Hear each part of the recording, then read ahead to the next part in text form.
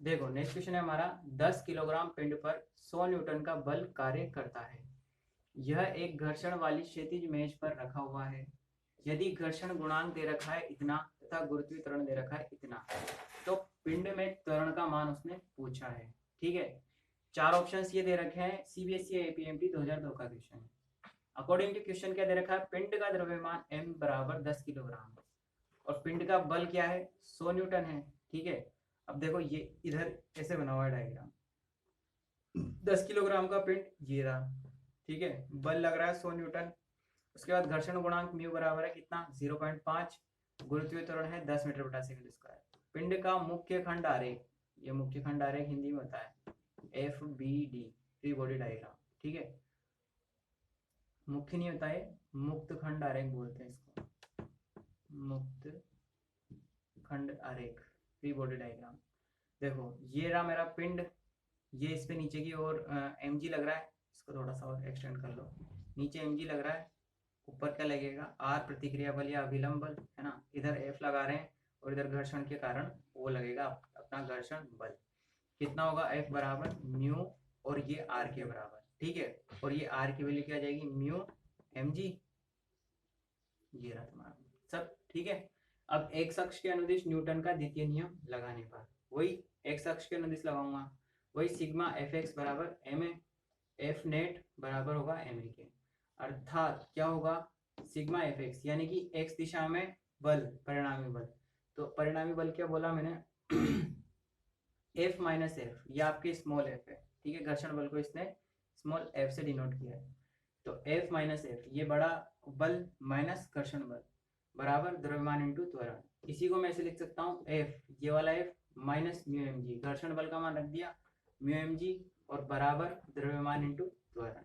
उसके बाद यहाँ से मैंने क्या निकाला, त्वरण m को यहाँ भेज दिया, तो f minus mu M G upon M, मान रख दिया। f का मान कितना दिया हुआ था, 100 न्यूटन, ये रख दिया, माइनस म्यू का मान कितना था 0.5, वो रख दिया, m का मान कितना था 10 किलो, वो रख दिया, g का मान 10, वो रख दिया। सबको सोल्व आउट करेंगे, कितना आएगा 5 मीटर बटा सेकंड स्क्वायर। तो पिंड में त्वरण का मान क्या होगा, 5 मीटर बटा सेकंड स्क्वायर। तो कौन सा ऑप्शन सही होगा हमारा, option C is correct answer, 5 metre बटा सेकंड स्क्वायर।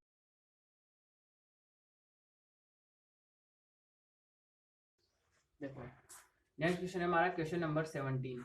एक 500 किलोग्राम की कार है जो 50 मीटर की त्रिज्या की एक वृत्तीय मोड़ पर 36 किलोमीटर पर आवर की चाल से क्या करती है, चलती है। इस पर लगा अभी केंद्रीय बल का मान होगा। सीबीएसई एपीएमटी 1999 का क्वेश्चन है, काफी पुराना है। चार ऑप्शन इस प्रकार है, द्रव्यमान ये रहा, पथ की त्रिज्या ये रही, वेग ये रहा, किलोमीटर प्रति घंटा में है तो किलोमीटर को मीटर में करेंगे 1000 से गुणा, घंटे को सेकंड में करेंगे तो 60 मिनट और ये 60 सेकंड, 60 इंटू 60 मीटर बटा सेकंड, कितना आएगा 10 मीटर बटा सेकंड। एफ बड़ा होता है M V square upon R. Value put कर देंगे, एम की वैल्यू 500 किलोग्राम, वी की वैल्यू 10, 10 इंटू 10 और आर की वैल्यू 50। सोल्व आउट करेंगे, एफ बराबर आएगा 1000 न्यूटन। सही आंसर होगा हमारा 1000 न्यूटन।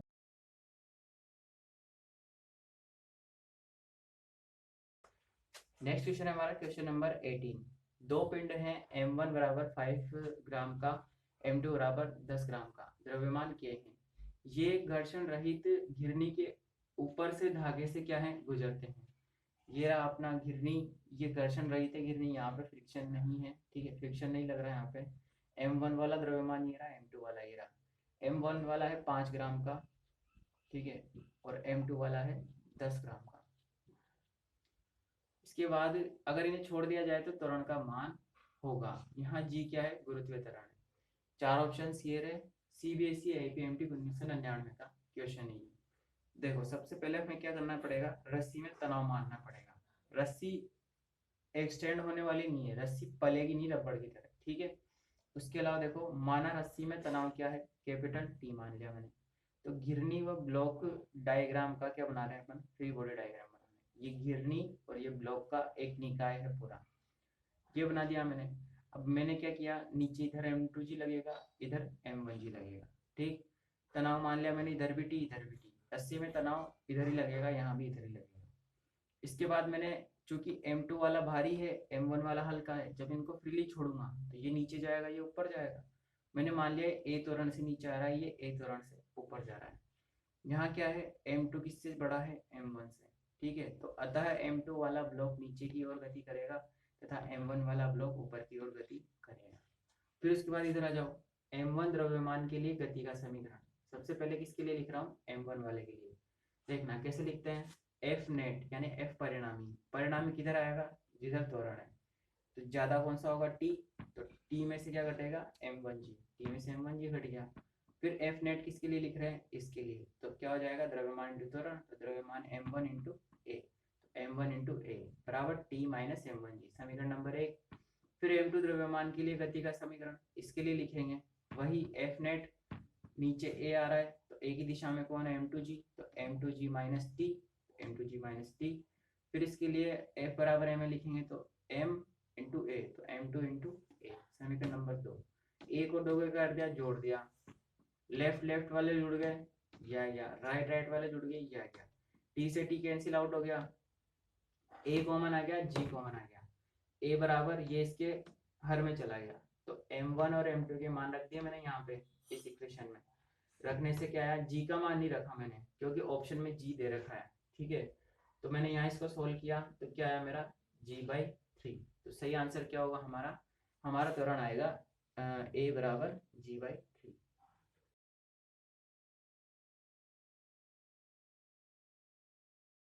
एक बंदूक से एक गोली छोड़ी गई, इस पर बल लगा इतना। अब ये क्या दिया मुझे, बल का फलन दिया। ठीक है, बल का फलन जो कि किसका फलन है, समय का। समय के साथ ये बल चेंज होगा। जहां F न्यूटन तथा T किसमें, सेकंड में है। जब बंदूक से गोली निकलती है तो गोली पर बल क्या है, शून्य हो गया। बंदूक से जैसे गोली निकली, गोली पर बल क्या हो गया, शून्य। तो इस पर क्या पूछा है इसने, आवेग इम्पल्स पूछा है। सीबीएसई APMT 1998 का क्वेश्चन है। 4 ऑप्शन ये रहे। ठीक है, उसके बाद सॉल्यूशन देखो इसका, अकॉर्डिंग टू क्वेश्चन क्या दिया हुआ है, F इज इक्वल टू ये दिया हुआ है।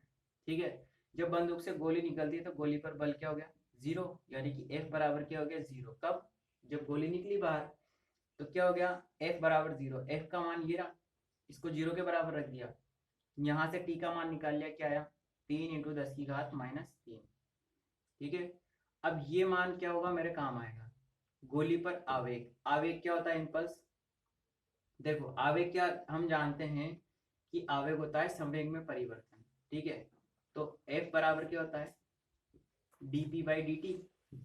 ठीक है, और dp बराबर क्या आएगा, F डॉट dt। dp बराबर आएगा F डॉट dt। और इसी संवेग में परिवर्तन को मैं क्या बोलता हूँ, आवेग I, तो ये आ गया F डॉट dt। अब मैं क्या करूँ, दोनों साइड समाकलन कर दूं t के सापेक्ष, तो इधर भी dt आ जाएगा, इधर dt है ही सही। ठीक है, तो समाकलन करूंगा और लिमिट किसकी लगेगी, t की। क्यों, क्योंकि t के सापेक्ष समाकलन कर रहा हूँ। अब यहाँ समय कहाँ से कहाँ तक परिवर्तित हुआ, 0 से t तक। ठीक है, तो मैंने क्या किया, 0 से t का मान ये रख दिया, यहाँ लग दिया। ठीक है, f की वैल्यू यहाँ पे पुट कर दी और पीछे क्या आ गया मेरा, dt। अब उसके बाद मैं इंटीग्रेशन करूंगा, 600 तो बाहर आ जाएगा समाकलन के, एक बचेगा, एक का t के सापेक्ष समाकलन t, तो 600t माइनस 2 इंटू 10 की घात 5t, ये अचर है बाहर आ जाएगा, बाहर आ गया। t का समाकलन t की घात 2/2, 2 से 2 कैंसिल आउट हो गया, लिमिट लग गई 0 से 3 इंटू 10 की घात -3। उसके बाद i is equal to, limit के लिए पहले मैंने ये 2 से 2 काट दिया, 600t माइनस 10 की घात 5 और ये t स्क्वायर। ठीक है, लिमिट ऐसी की ऐसी। उसके बाद लिमिट कैसे पुट करते हैं, अपर लिमिट दोनों में रखेंगे जहां पे भी t है, फिर माइनस लोअर लिमिट दोनों में रखेंगे जहां पे भी t है। तो लोअर लिमिट से यहाँ भी 0 हो जाएगा, यहाँ भी 0 हो जाएगा, इसलिए मैं लिख नहीं रहा हूँ उसे। अपर लिमिट से क्या आएगा, ये यहाँ पे भी रखेंगे और ये यहाँ पे भी रखेंगे। इसको यहाँ रखेंगे तो क्या आएगा, 600 इंटू 3 इंटू 10 की पावर -3। इसको यहाँ टी स्क्वायर की जगह रखेंगे तो आएगा 10 की घात 5 इंटू 9 इंटू 10 की घात -6। ठीक है, इसका स्क्वायर हो गया 3 का और 10 की घात -3 का भी स्क्वायर हो गया, ये आ गया। इसको सोल्व करेंगे, पावर्स कैंसिल होगी, 10 की पावर -3, 10 की पावर +2, कितना हो जाएगा, 10 की पावर -1 यानी अपॉन में 10। यहाँ पावर है -6, पावर है +5, तो पावर बचेगी -1 यानी कि अपॉन में 10। एलसीएम लेंगे 18 माइनस 9/10, आई इज इक्वल आ जाएगा 9/10 बराबर 0.9 न्यूटन इंटू सेकंड। किसका मान आया मेरे पास, इम्पल्स आई का। इसी को हम क्या बोल सकते हैं, संवेग में परिवर्तन भी बोल सकते हैं। तो क्या आंसर सही होगा हमारा, option number D is correct answer. इसी क्वेश्चन में वो आवेग की जगह ये भी पूछ सकता था कि संवेग में परिवर्तन होगा, संवेग में परिवर्तन होगा, ठीक है। वो ऐसा ना पूछ के ऐसा ही पूछ सकता था आपसे क्वेश्चन में, तब भी आपको सेम यही करना था, यही आंसर आता, ठीक है।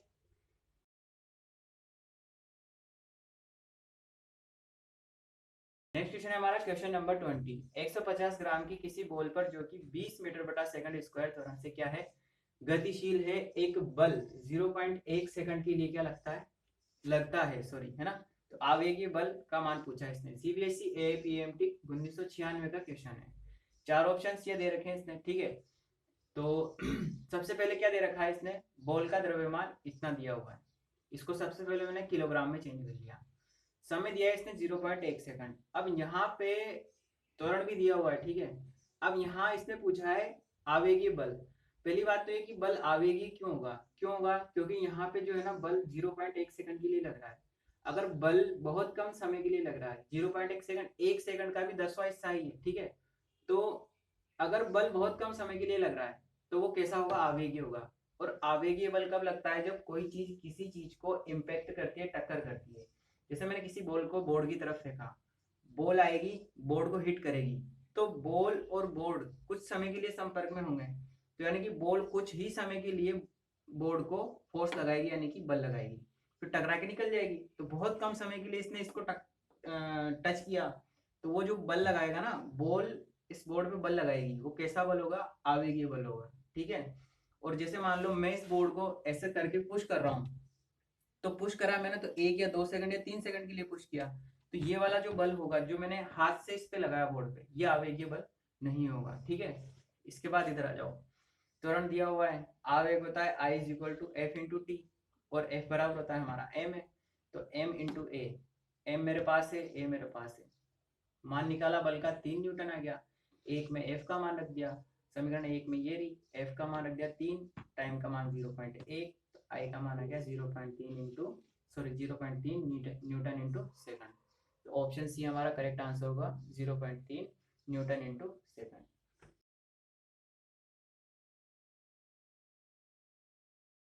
देखो नेक्स्ट क्वेश्चन है हमारा क्वेश्चन नंबर 21। यदि रॉकेट पर 345 न्यूटन का क्या लग रहा है, बल लग रहा है, जबकि वह 300 मीटर बटा सेकंड से चलता हो, तो ईंधन के जलने की दर होगी। सीबीएसई एपीएमटी 1995 का क्वेश्चन है। चार ऑप्शन आपके इस प्रकार, ठीक है। देखो यहाँ होता क्या है रॉकेट में, जैसे मान लो ये रॉकेट है तुम्हारा, ये रॉकेट है, ठीक है। अब रॉकेट पे बल कैसे लगेगा, इसमें जो ईंधन जलेगा ना, तो थ्रस्ट फोर्स लगाएगा, ये नीचे की तरफ बल लगाता है, तो उसके प्रतिक्रिया स्वरूप रॉकेट पे ऊपर की तरफ बल लगता है, ठीक है, प्रणोद बल लगता है, ठीक है। तो ये रॉकेट का वेग दिया हुआ है इसने इतना, इतने की स्पीड से ऊपर जा रहा है, बल दिया है इतना, प्रणोद बल यानी कि थ्रस्ट फोर्स के कारण वो इतना फोर्स महसूस कर रहा है। तो रॉकेट पर कार्यरत प्रणोद F बराबर, इसका सूत्र होता है -u/dm/dt, ठीक है। यहाँ नेगेटिव चिन्ह गैस के रॉकेट की विपरीत दिशा में होने को प्रदर्शित करता है, यानी माइनस किसको प्रदर्शित कर रहा है कि आपकी जो गैस है वो रॉकेट की, जैसे रॉकेट इस दिशा में जा रहा है तो गैस अपोजिट डायरेक्शन में जा रही है, ठीक है। तो ईंधन के क्षय होने की दर क्या हो जाएगी, -dm/dt दर हो जाएगी। यू किसके पास चला गया, एफ के पास चला गया, तो माइनस इधर ही रह गया और यू इधर नीचे चला गया, तो एफ का वैल्यू रख दिया, यू का वैल्यू रख दिया, आंसर आया 1.15 किलोग्राम प्रति सेकंड। तो सही आंसर क्या होगा, ऑप्शन सी हमारा करेक्ट आंसर होगा, 1.15 किलोग्राम प्रति सेकंड।